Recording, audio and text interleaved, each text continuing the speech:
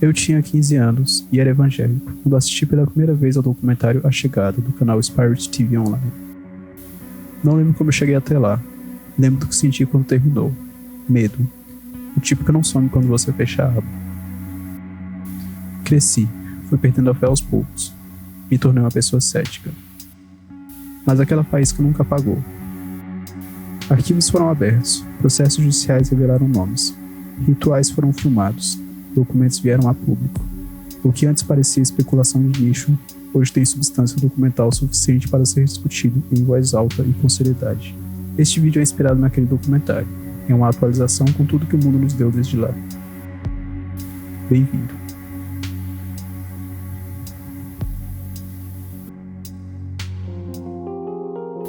Precisamos entender uma filosofia, e para entender a filosofia, precisamos entender o homem que a construiu. Seu nome era Edward Alexander Crowley, mas o mundo o conheceria como Aleister Crowley. A imprensa britânica tinha um apelido para ele, o homem mais perverso do mundo. O título que ele abraçou sem constrangimento nenhum. Crowley nasceu em 1875, na Inglaterra, numa família de cristãos fervorosos de uma vertente chamada Irmãos de Plymouth, um grupo fundamentalista que acreditava na interpretação literal da Bíblia e que esperava pelo fim do mundo. Não metaforicamente, o pai de Crowley passava seus dias como pregador itinerante, viajando pela Inglaterra, pregando sobre o Apocalipse, sobre a chegada iminente do fim de todas as coisas. Para o pequeno Aleister, o pai era um herói. E então, em março de 1887, quando Aleister tinha 11 anos, o pai morreu. Aqui é onde a história fica estranha. O pai de Crowley, o pregador do Apocalipse, o homem que passava sua vida anunciando o fim dos tempos com a língua, morreu de câncer na língua. Um homem que dedicou toda a sua existência a proclamar em voz alta a palavra de Deus, e morreu exatamente no órgão que usava para isso. Mas há também algo perturbadoramente simbólico nessa morte que é difícil ignorar. O pai de Aleister sabia do câncer, havia tratamento disponível. Mas o pai e os irmãos da seita consideravam que a doença era a vontade de Deus, e recusaram. O homem que passou sua vida anunciando que Deus controlava tudo, morreu seguindo essa lógica até suas últimas consequências. E deixou um filho de 11 anos sozinho, em um vazio enorme onde antes havia um herói. Na noite da morte, Crowley, longe de casa, numa escola interna, sonhou que o pai havia morrido. Na manhã seguinte, a notícia chegou. Era essa morte. Se o homem mais fiel terminou assim, o que exatamente essa fé tinha para oferecer? É uma pergunta compreensível, mas a resposta de Crowley foi radical. Há algo que pode ser lido como libertação filosófica na sua trajetória, mas há também muito, talvez mais, que se pareça com prepotência, com um homem que decidiu que as regras morais existem para os outros, não para si mesmo. Crowley estudou em Cambridge, mergulhou na poesia, na filosofia. Era notavelmente talentoso em várias coisas, e notavelmente arrogante em todas elas.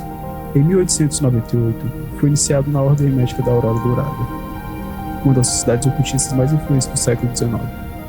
Entre os membros dessa ordem estava William Butler Yeats, um dos maiores poetas da língua inglesa de todos os tempos, o homem que escreveu sobre o mundo como um lugar onde o sobrenatural e o cotidiano se tocam. Combine fact with fairy tale.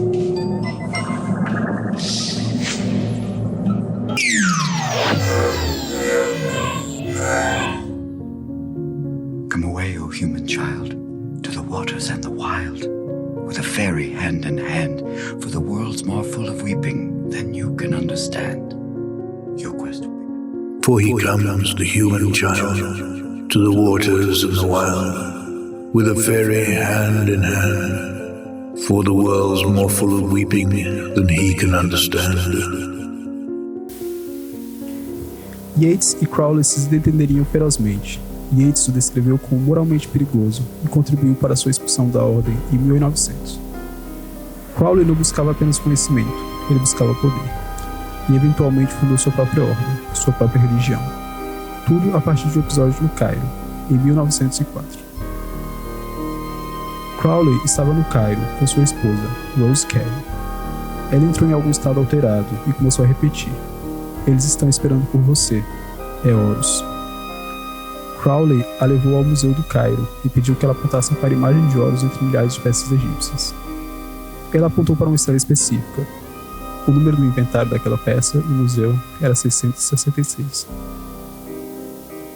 O que é documentado é que, entre 8 e 10 de abril de 1904, Crowley afirmou ter recebido a agitação de uma entidade chamada Aiwas e a transcreveu em texto, o que se tornaria a base de tudo, no livro da lei.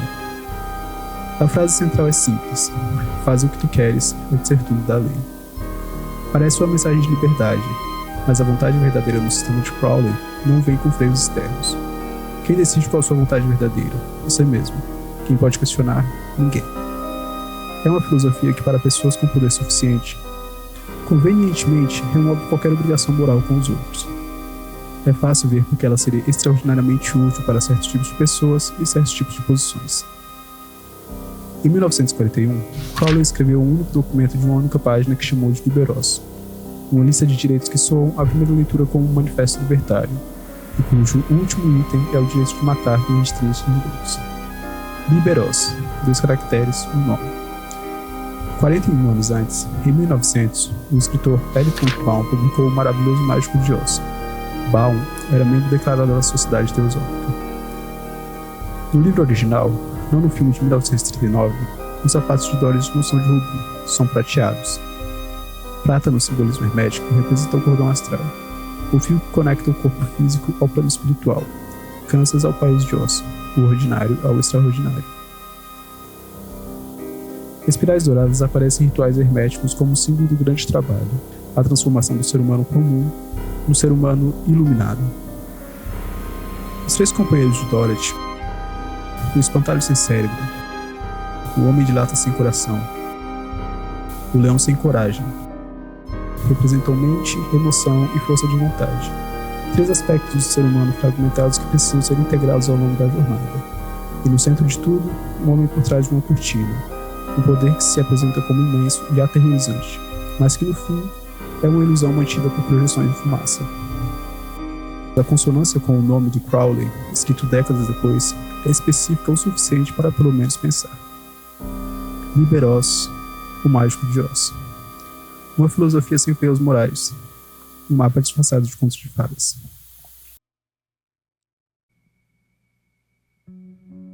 Crowley nomeou sua ordem superior Argento Astrum, a estrela de prata. A estrela que simboliza essa ordem era Sirius, a mais brilhante do céu noturno, presente em rituais maçônicos desde o século XVIII.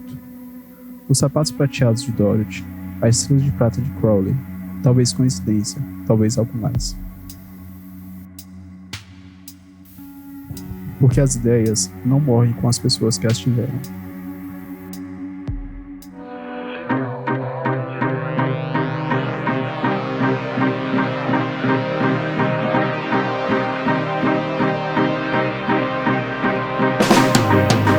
Jack Parsons foi um dos fundadores do Jet Propulsion Laboratory, o JPL. Desenvolveu os primeiros combustíveis sólidos para foguetes que tornaram o programa espacial americano possível, e era um devoto declarado de Aleister Crowley. Realizava rituais telêmicos na sua casa em Pasadena, onde artistas, cientistas e ocultistas viviam juntos. Um dos frequentadores dessa casa foi L. Ron Hubbard, que alguns anos depois fundaria a Scientologia. Isso não prova nada de sombrio necessariamente, mas é um dado que merece existir na conversa. A contracultura dos anos 60 foi saturada de referências a Crowley. Os Beatles o colocaram na capa do Sgt. Pepper's em 1967. Jimmy Page comprou a antiga casa de Crowley. Jay-Z foi fotografado usando uma jaqueta com a frase "Do what thou will". A consistência com que os artistas que chegam ao cume do entretenimento global carregam repetidamente essa simbologia específica era o mínimo digno de atenção.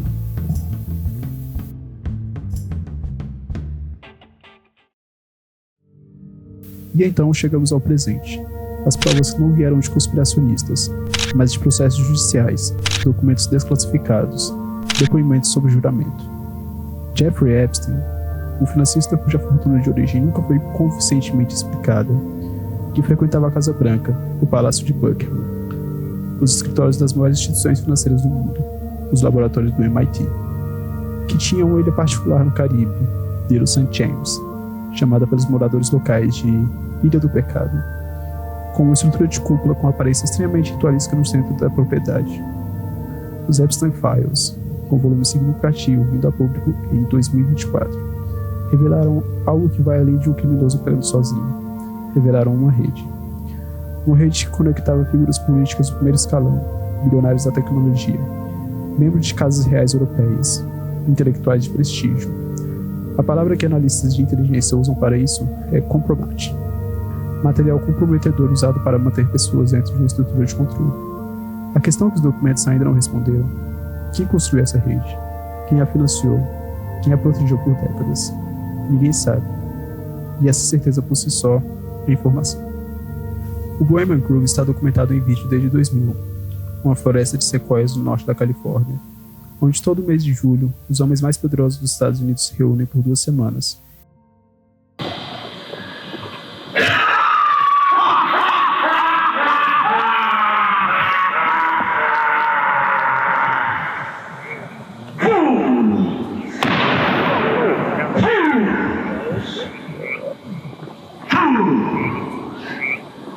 When will he learn that me he cannot slay? Year after year he burned me in this grove, lifting your puny shouts of triumph to the stars. But when again he turned your faces to the marketplace, do ye not find me waiting as of old?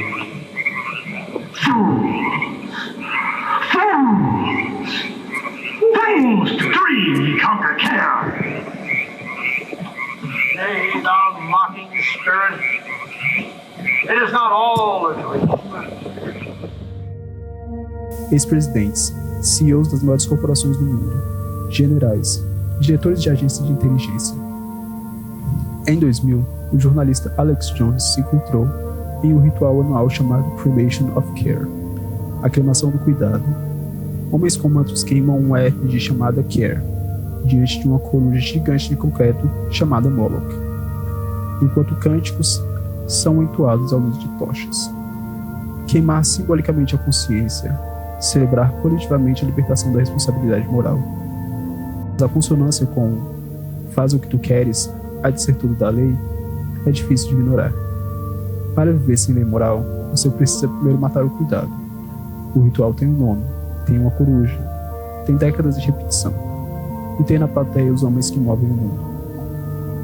E é aqui que chegamos à parte mais perturbadora de tudo, porque se for verdade, mesmo parcialmente, muda a forma como você lê cada notícia sobre o Oriente Médio. Last factor that is very important is the eschatological factor, where if you look at the Epstein files, it's clear that we are run by secret societies. It's clear that the world is run by these individuals who have a lot of power. We don't know who they are, but they control the military. They control the national security apparatus. And these people, there are different names for these people. You can call them like Illuminati. And the Illuminati are composed of 3 major groups, okay? You have the Jesuits, who control the Vatican. You have the Septine Frankists, which control the modern state of Israel today. And you have the Freemasons, which control the national security apparatus of the United States. And they believe that Israel, this war in the Middle East, is key to the end times in creating heaven on earth. So it's almost like a script that they're following, even though it doesn't make any geopolitical sense. Okay, so I would say that these 3 are the best reasons.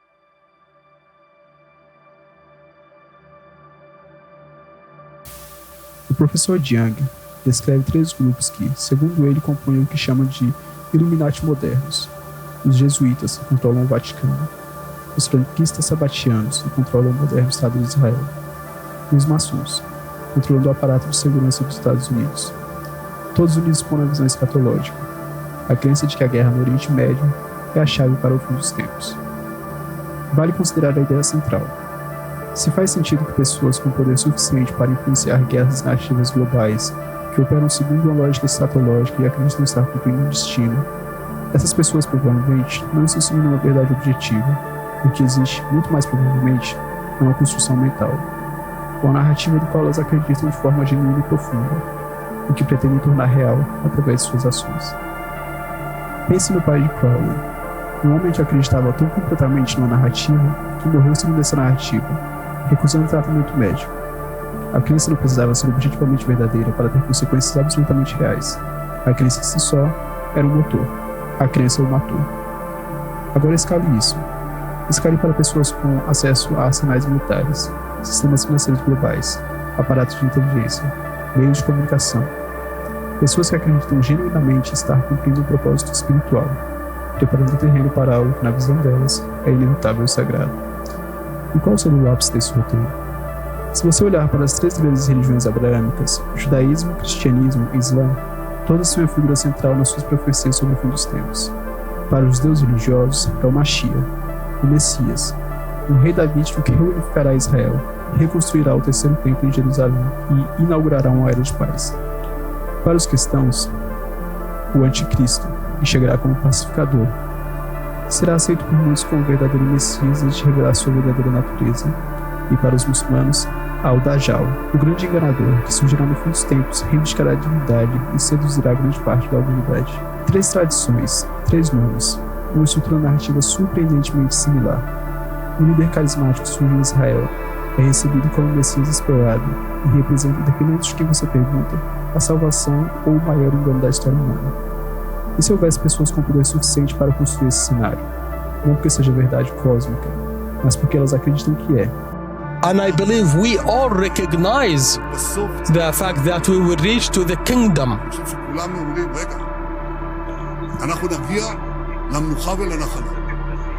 We will make it to the return of the Messiah, but this will not happen next Thursday. The lives of nations is always precarious. Projeto de Grande Israel. A expansão territorial do Estado israelense até os limites descritos nas Escrituras. Seria nessa leitura não apenas uma agenda geopolítica, seria a preparação do palco. Um único líder, reconhecido simultaneamente como Messias, esperado pelos judeus. O anticristo descrito nas profecias cristãs, e o Dajjal, anunciado pelo Islã. Você não precisa acreditar numa palavra do que estou dizendo para que isso funcione. As pessoas que estivessem executando esse projeto também não precisam estar certas sobre a cosmologia. Elas só precisam agir como se estivessem. E se tem poder suficiente sobre exércitos, sobre dinheiro, sobre a narrativa que o mundo consome todo dia, as consequências são reais, independente de a crença ser verdadeira. A ficção acreditada com poder suficiente torna-se realidade, mas porque as ações que ela inspiram mudam o mundo de forma concreta e irreversível. Se você chegou até aqui, eu tô começando esse canal do zero, nunca fiz isso na vida, então vai ser uma baita ajuda se você curtiu o vídeo, se inscrever, ativar o sino, comentar e todas as coisas que você já sabe. Nos próximos vídeos eu vou tentar continuar essa série e é nóis, falou!